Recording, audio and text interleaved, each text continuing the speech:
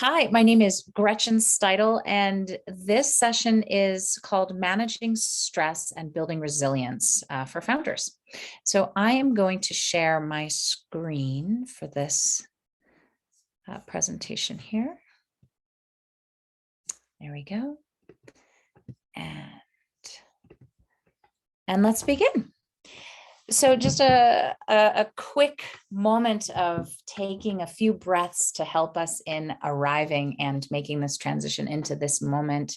I'll just invite us to put our feet on the floor, straighten our spine, and take 2 really deep breaths. You can close your eyes if you feel so inclined.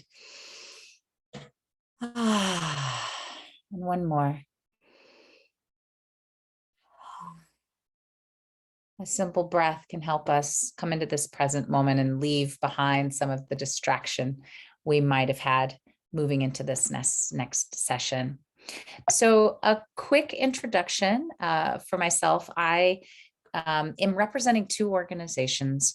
One is Global Grassroots, an international NGO that I founded 17 years ago, which operates in East Africa. We provide a social venture incubator for women survivors of war and genocide who have ideas for social change to benefit their communities. And our work blends this unique fusion of mindfulness-based leadership skills and mind-body trauma healing, sort of inner domain of leadership and change, with the social venture planning tools and seed funding to help women start their own local NGOs.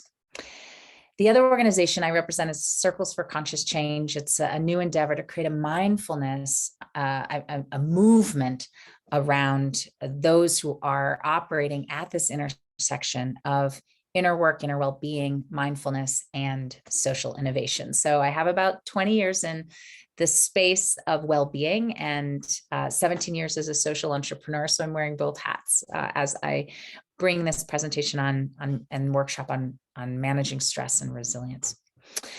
So to start, I want to ask you to reflect. And throughout this workshop, I'm going to have these moments where we just pause just to take a little bit of a reflection on where we are in this moment and in this moment in our lives. So my first question for you to think about is, what's keeping you from flourishing? What tensions and other challenges are causing you the most stress right now? So if you have a piece of paper, and if later you're watching this recording and you want to press pause, just take a second and jot down a few of what those key tensions are. They may be, quite prominent in our lives. They may be in our general awareness, but sometimes it is valuable to just document them because we're going to come back and touch upon them later. So just give us a couple of seconds to do that.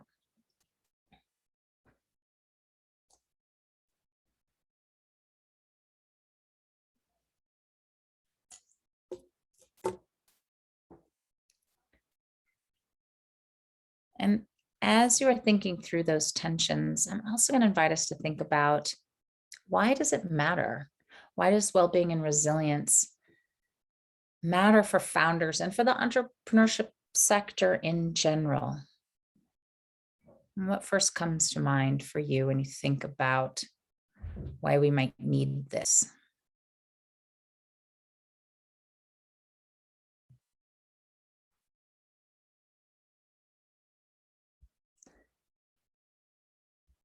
So I'm like to give you a sense of where we're headed in this workshop. And my objectives for what I hope you walk away with are multi-dimensional. I hope you'll step away from this workshop being able to better recognize your own coping mechanisms of how you deal with stress, and increase your capacity to be more proactive instead of reactive in addressing your self-care.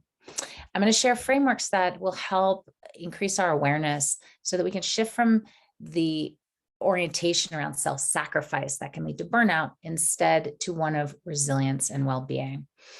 And that will come with a deeper awareness of how our stress system actually functions and how these evidence-based skills for grounding, providing us with opportunities for mindfulness, can lead to greater well-being and resilience. And then we'll build out our own practical self-care plan that will help us on multiple dimensions take that next step towards greater well-being.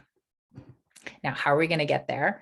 I'm going to share in two parts. The first is gaining some awareness, deeper awareness of the context and the science and our own experiences with how stress affects us and what's happening to drive that and how that impacts us physiologically and in other ways.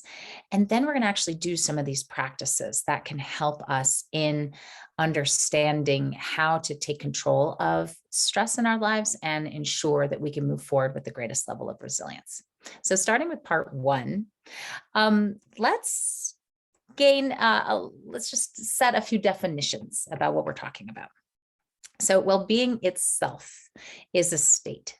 It's this state of being able to meet your own needs, where you find that you are then able to act with agency in a way to pursue your own personal goals, and where you have that satisfactory quality of life.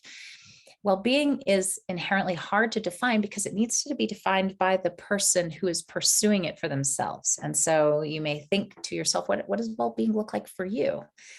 Resilience is actually a process. It is the process by which we adapt despite the adversity that we experience. And what's important here about positive adaptation is that we grow from the challenging experiences that we face.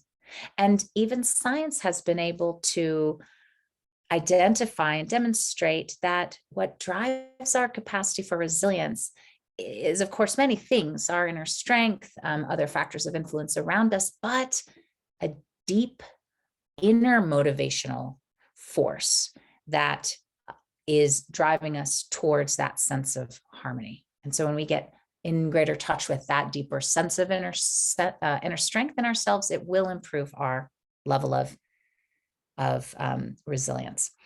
So why does this matter?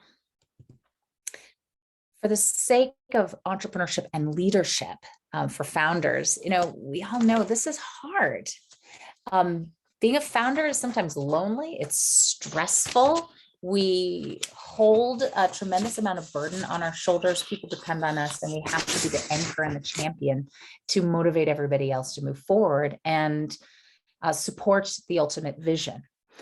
And what is concerning is that research has shown that a significant number of entrepreneurs are reporting some form of mental health concern. This was from a University of California research in 2015, and other research over the years has shown, especially among those in the social entrepreneurship, international development, service, humanitarian space, that just under half, up to that amount, can be facing burnout in the work that they're doing. But when we invest in our own well-being, it has enormous impact on the individual level and then how we lead. A study by the Wellbeing Project in 2020, working with social entrepreneurs over a few years of their personal transformation work, found that on an individual level, building well-being and resilience really helped their sense of self and their ability to identify and align their lives with a sense of purpose and core values. And it built their sense of self-compassion and power and agency. It decreased other challenges of anxiety and anger, judgment, and that fear of vulnerability and failure that we often face in the entrepreneurship sector. Now that then changes how we lead. We can have more positive relationships. We can bring a greater level of curiosity to ourselves and how we relate to others. So we judge less and we listen more. That leads us to be able to connect better, to trust more, to inspire those we're working with, and collaborate. From that orientation, we do a better job of problem solving, because with that curiosity and connection, we see more diverse and creative possibilities. We're building a culture of well-being for other people as well. And we can come up with more holistic approaches that invites inclusivity, invites common ownership that ultimately results in greater sustainability. So it's important, and it's increasingly needed in this sector. So how do we begin this process of starting to work towards our own well-being? Well, we've got to be aware of how we're dealing with stress right now. There are a number of different kinds of coping mechanisms that we may have. And here are a set that come out of a really valuable book called Trauma Stewardship. It presents a number of things that may already be pretty familiar to all of us, or those we may know who have dealt with chronic stress. But there are others that I think are important to touch base on here. There's this sense that one can never do enough. It's really easy to slip into that place where we think, as founders, that everything depends on us, that just one more thing we have to do to be able to hold it all together, and that we are unable to give up that requirement for control. And that's exhausting. Holding that level of responsibility can really lead us to burnout. We also, when we don't process our anger and our frustration, it can turn to cynicism. And this is sort of the darker shadow side of anger.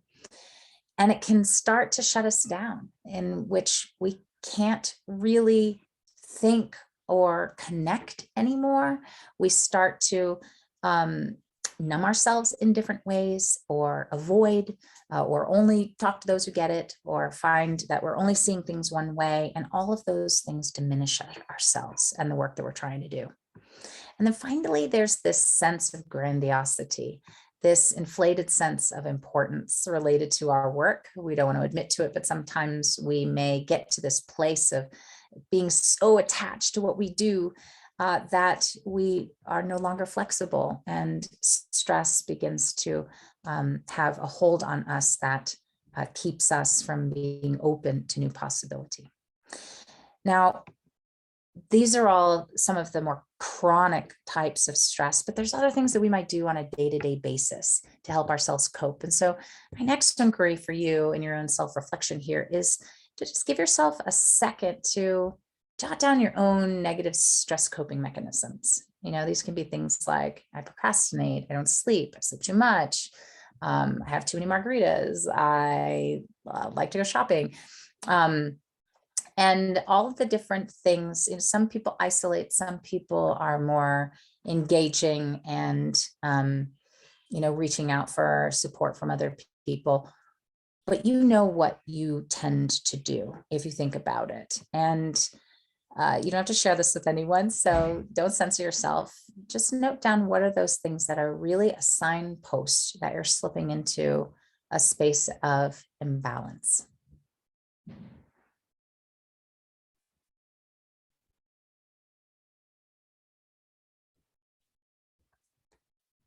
And these items, as we become aware of them, they will serve as signposts for us to be more proactive. So the negative ways, you know, oh, here I am, you know, getting up at 3 a.m. and working an extra 2 hours, taking away my own sleep. You know, that's what I'm doing when I think I need to do too much. And when that starts happening, this is my indicator that I need to shift and create some change. And so we map these out as for our own self-awareness. And then combined with the tensions that we started looking at the beginning, write down a list of all the things that are causing you the most stress that you really want to change. What are the things you want to change in your life that are causing you anxiety? And we're just going to take a look at those and have a second to analyze them. So let's give ourselves a moment to fill out a list of these negative coping mechanisms and the things you really want to change in your life right now, taking an inventory.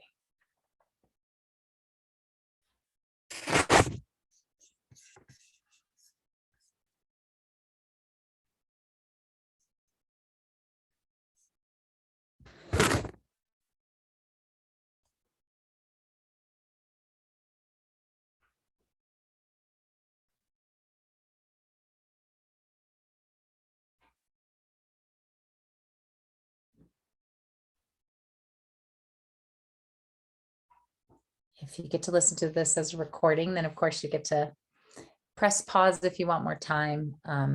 And for those of you in this workshop session, this is a good starting point, and you'll have a chance to complete this later to get a full audit of how your stress is showing up in your life right now.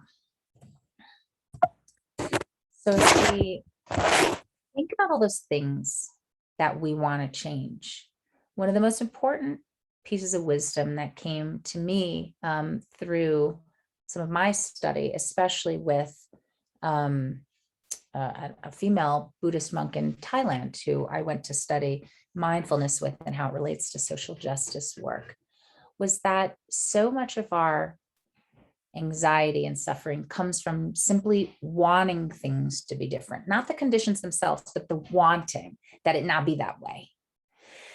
And often they fall into categories, the sense of we don't have it yet, but we just have to, and everything hinges on this success. And, it's our agenda. We think we know what's right, and our happiness depends on having that thing. And that can really lead us to this inflexible grasping at things. And we probably all have had someone that we've worked with that's like really my way or the highway. And that's one way we can get. On the other hand, we don't want, it's too much.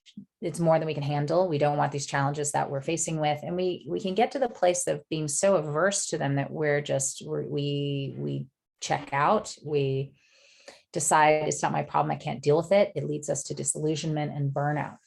And so we need to have a sense of this spectrum of where we may fall as we approach and our orientation of what we want to be different. So one example from my experience, in 2008, my organization was pretty much running out of money in the US, we had a financial crisis that was unfolding.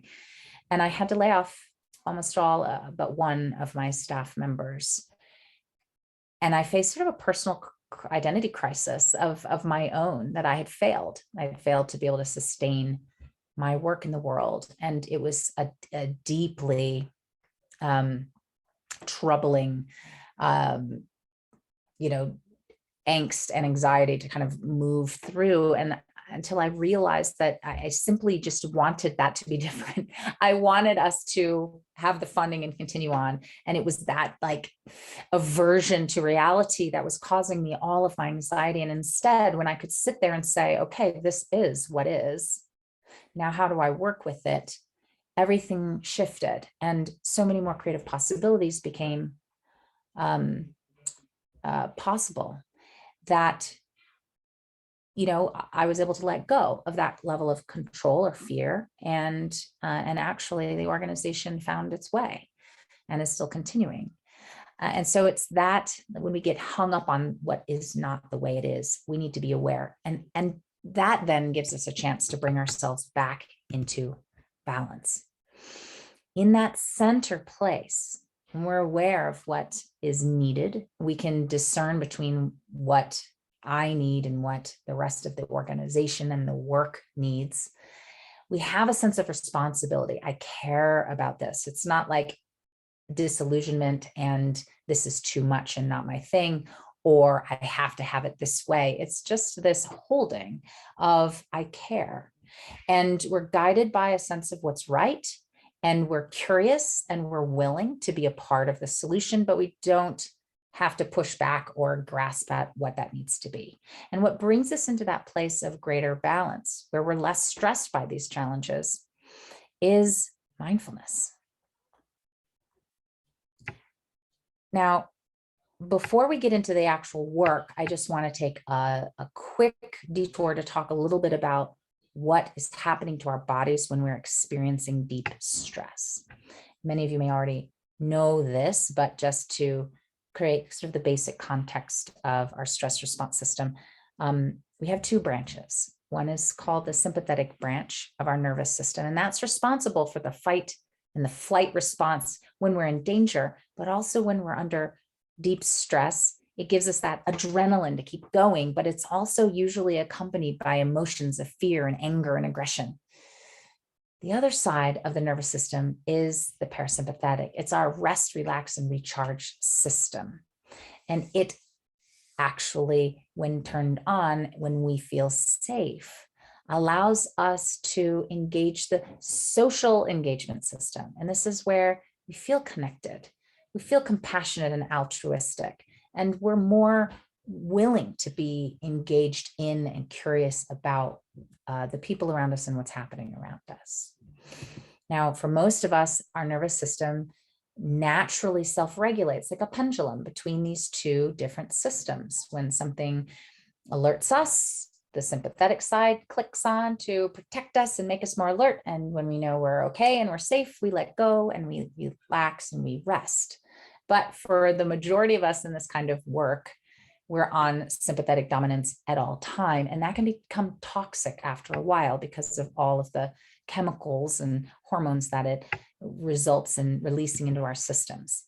When that goes on for too long, or when someone has a traumatic experience, our stress response system can have a couple of different experiences. It can get stuck on. So like we're in this hyper vigilant, overly stressed out, rageful space, or it can get stuck off, like it's depleted like a battery that can't recharge. And that's where you get depression and chronic fatigue and just total exhaustion, or it's sort of responding erratically. And so we can get really triggered by things that wouldn't normally bother us. And we need to be able to learn how to reprogram that stress response system. And sometimes you can't just talk yourself out of it. We actually need, and what's very effective, are mind-body practices that help bring online the side of the nervous system that calms us, gives us a sense of feeling safe and more aware of what's happening for us, and invites us into a place of rest, relaxation, and these more socially oriented feelings of compassion and love and safety. So in part 2, I want to start talking about how we do this, and what are the practices and the science behind them that can help us build resilience.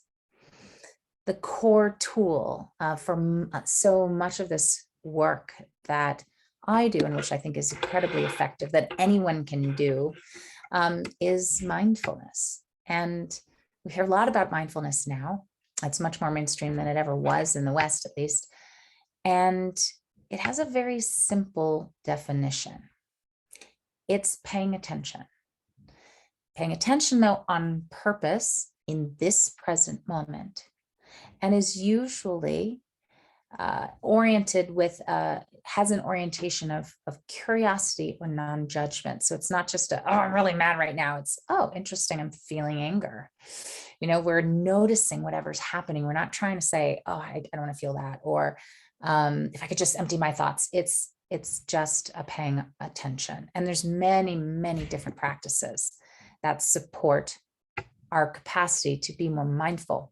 And they have really profound benefit for us.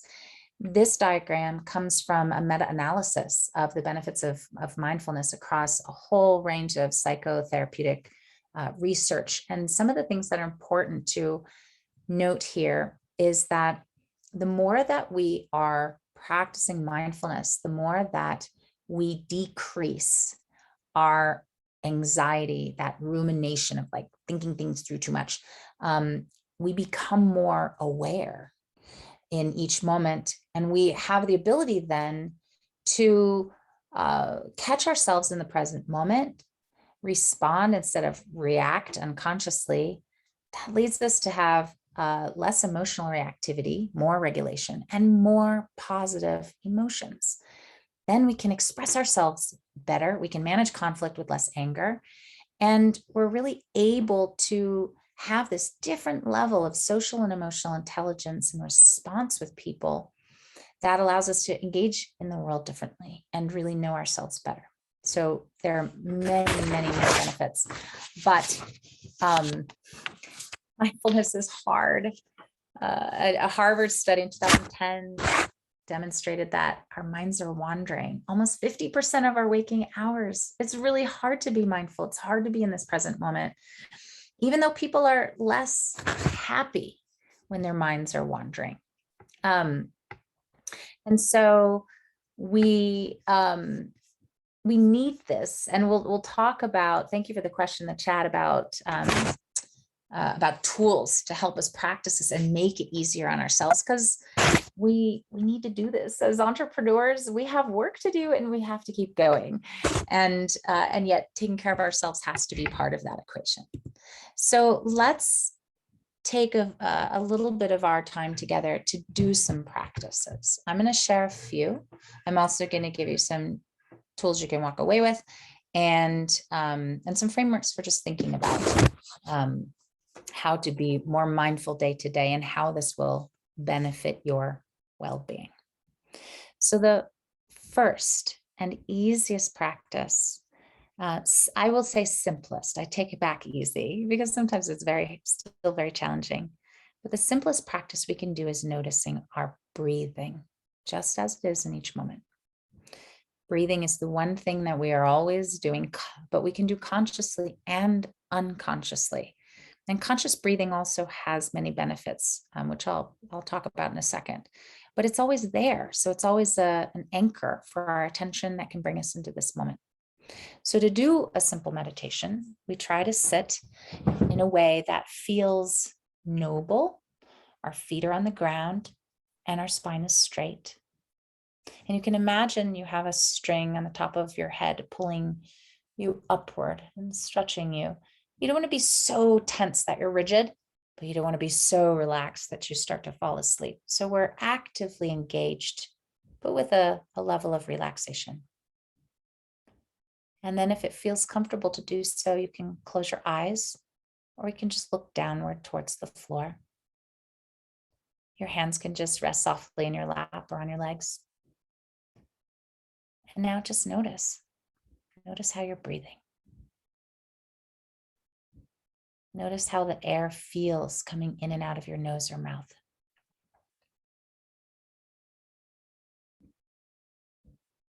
Notice its temperature. If the temperature of your in-breath is different than the temperature of your out-breath.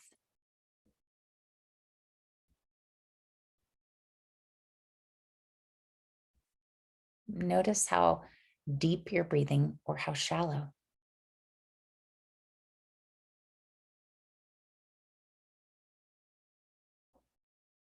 And notice if you pause after an in-breath or an out-breath.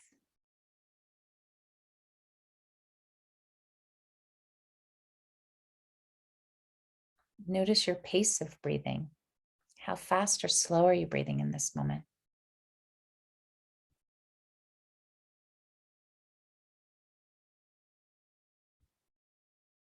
And does it change when you pay attention to yourself?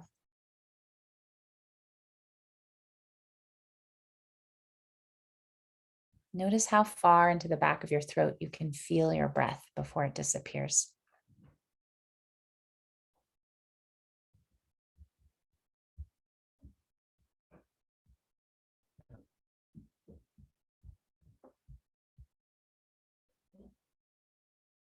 And notice how your body moves as you breathe. You might even want to place a hand over your chest and your belly or your ribs, and just notice as they softly expand and contract.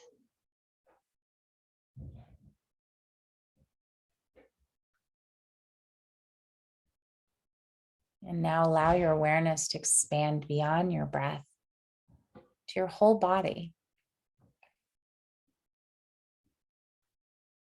Notice where your attention goes. Is it a place that feels restless or has pain or is holding tension? And then see if you can soften a bit. Soften the muscles around your eyes and your forehead. Soften your mouth and jaw. Soften the neck and shoulders. Soften the arms.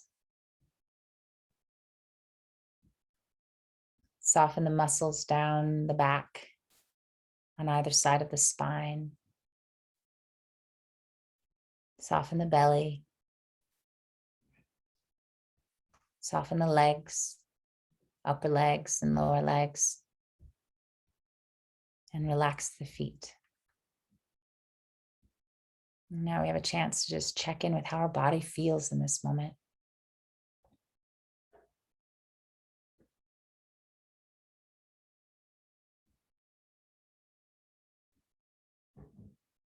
The more we are aware of our body's experiences day to day, the more we'll catch ourselves when we're starting to slip into a place of stress. Now notice your emotional state or your mood if you can today. What feelings might be present?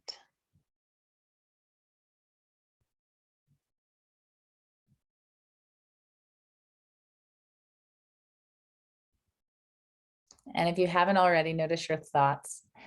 It's hard to be an observer of our own mental activity.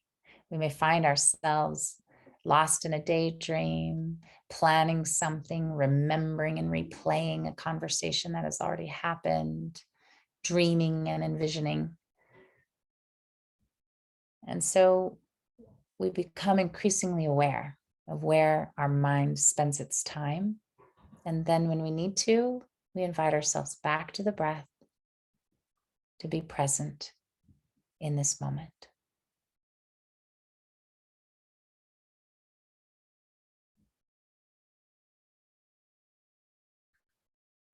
And now when you feel ready, let's take 2 deep, relaxing breaths. Let it out with a sigh.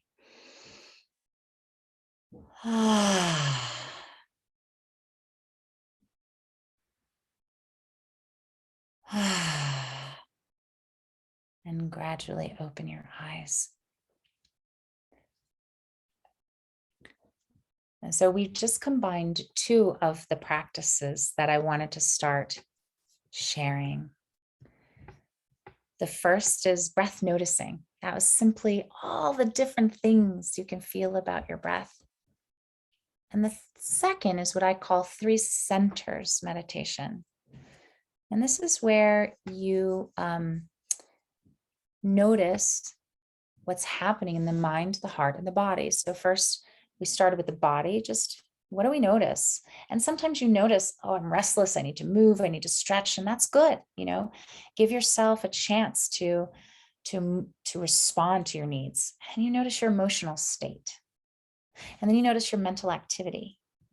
For many of us, we may find that some are less accessible than others. We may totally ignore our bodies all day long while we're working until we realize that we haven't had a direct glass of water or a meal, or until that pain in our neck or migraine becomes overwhelming, or we get sick.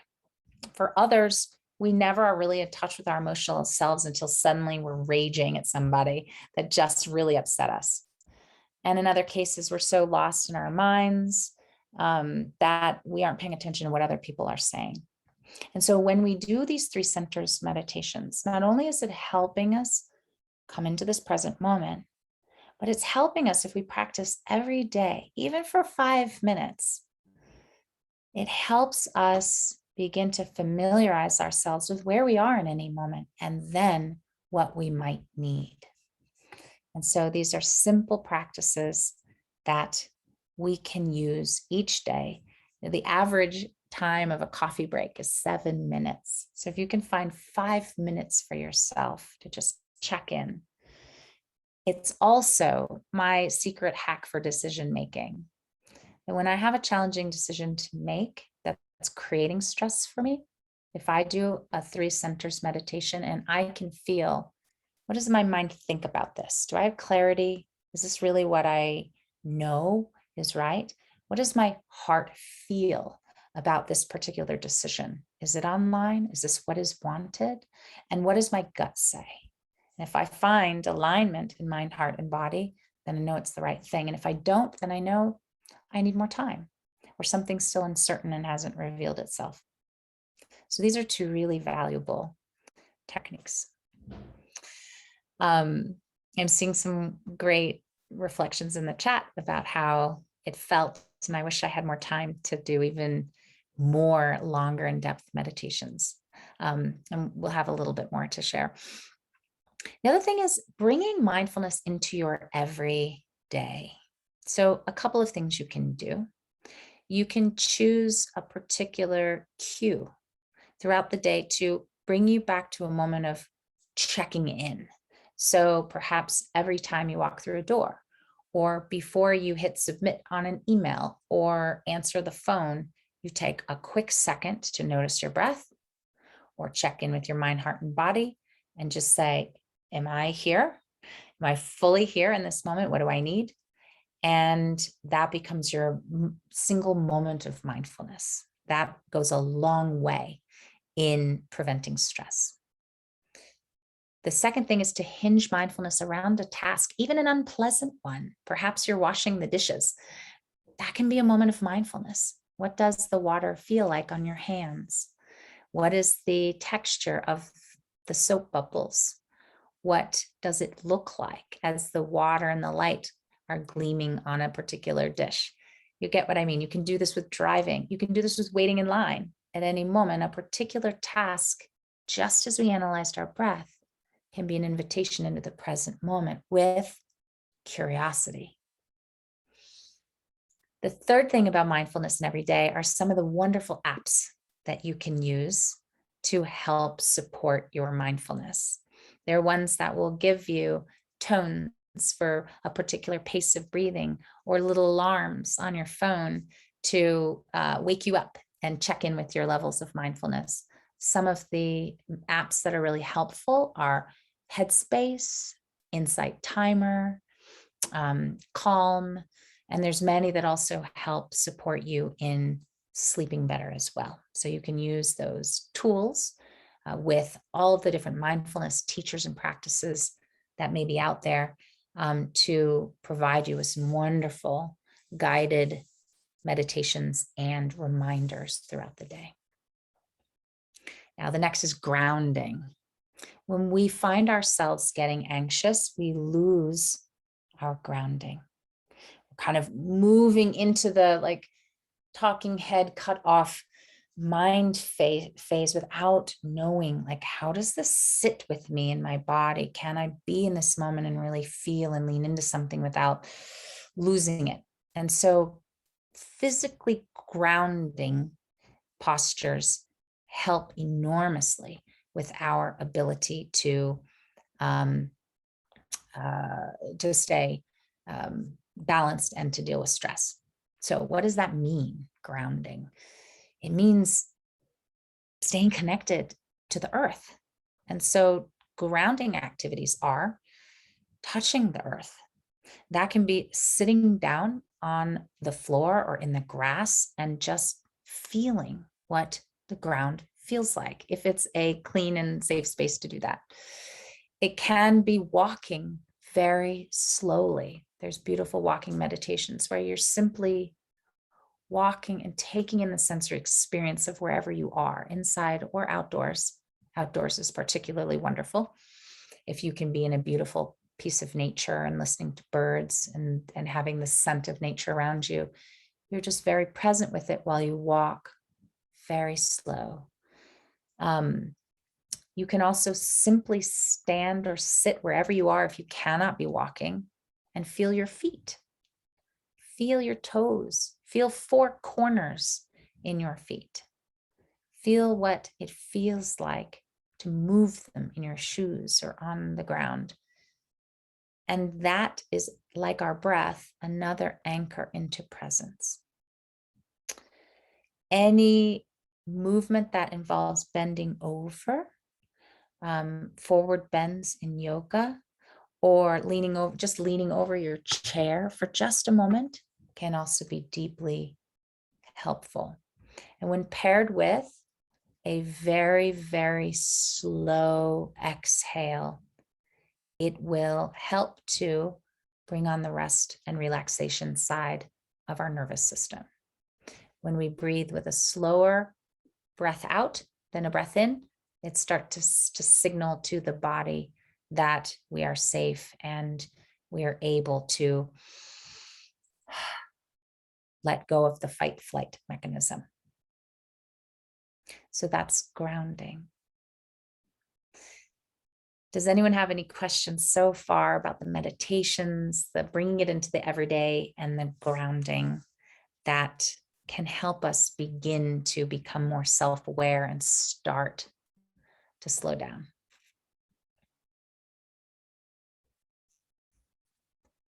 All right. I have just a couple additional tools to share. And like I said, if we're doing some form of practice every day, we start to realize when we're out of balance. And when we are, often we end up in reactivity mode. We feel some emotional charge or triggered by someone, and we just react. That can cause harm. And instead, if we want to have control over our emotions and to limit the role that stress plays on us, what we can do instead is to take 3 breaths. It takes mindfulness to recognize I'm being triggered, I'm getting angry. That's why the more we practice, the more we notice when we're not in balance. With that awareness, then we pause and we take 3 breaths.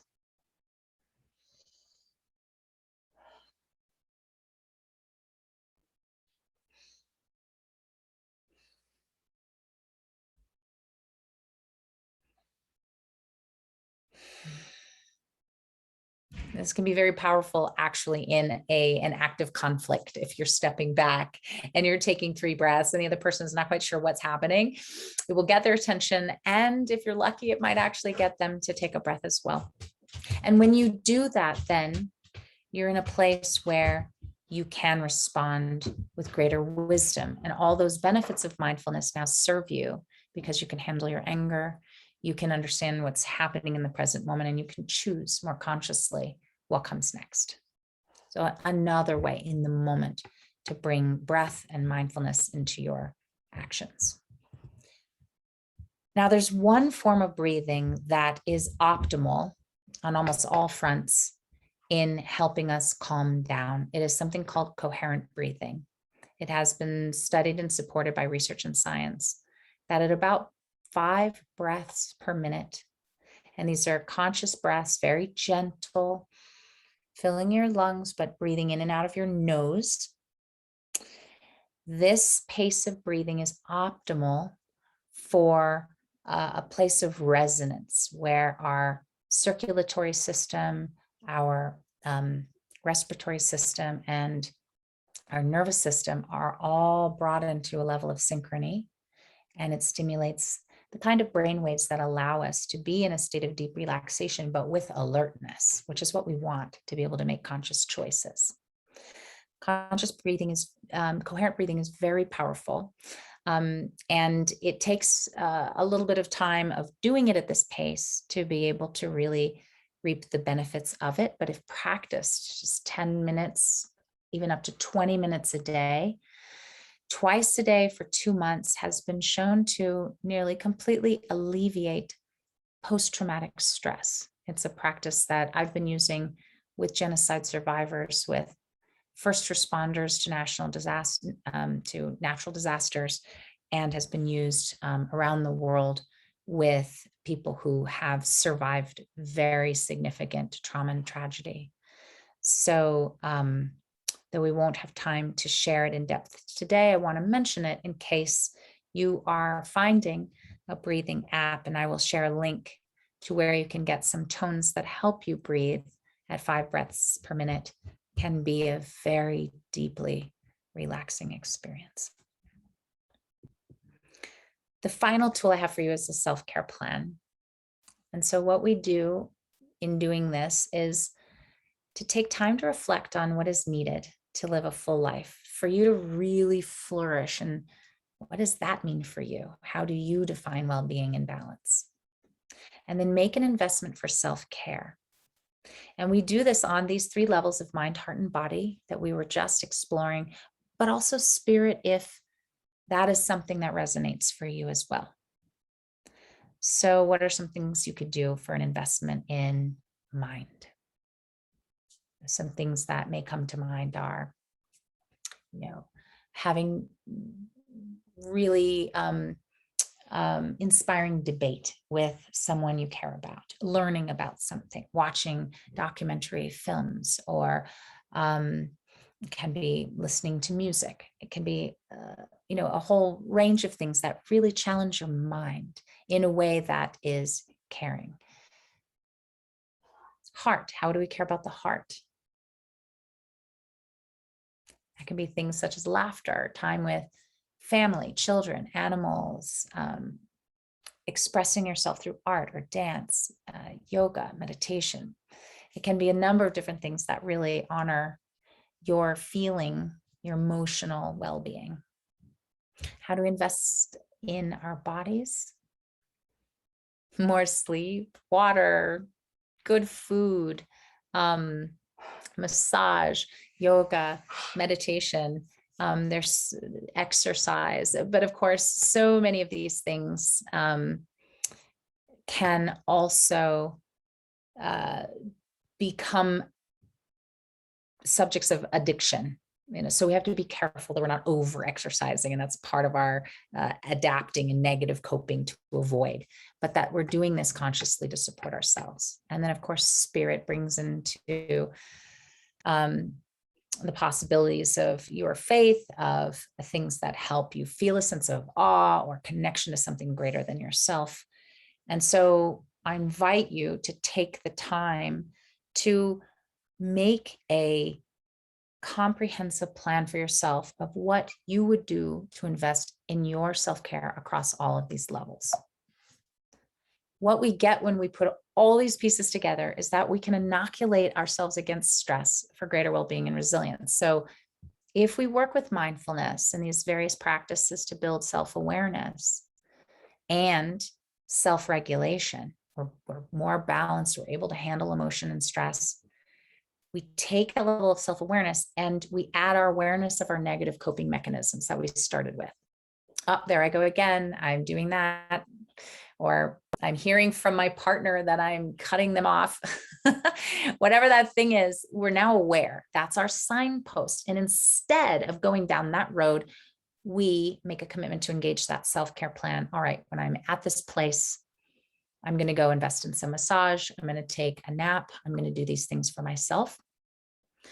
And with that, we incorporate a sense of practice. We use breathing.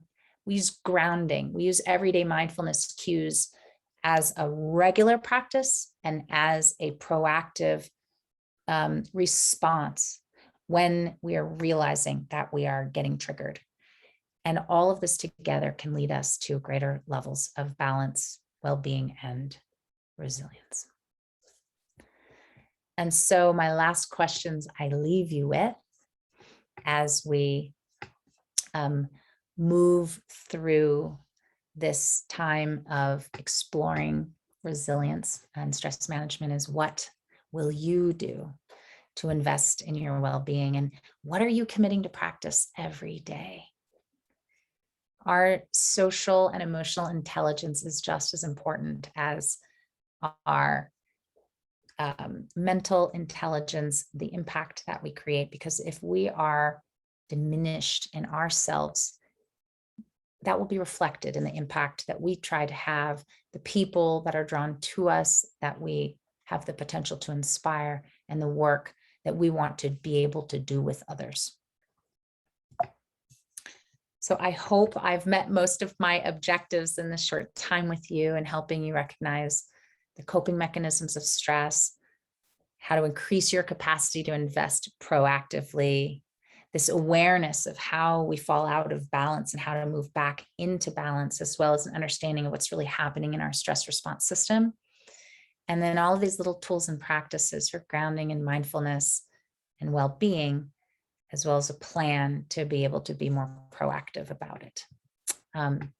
I will be sharing, along with this presentation, links to practices, to tools and apps that can help you keep the pace of breathing and keep yourself on track with the practice. And I'm also very happy to be contacted directly by anyone who might be interested in working together to do any deeper work on this level with you or your organizations. Does anyone have any feedback, ideas, or suggestions in the last moments we have together?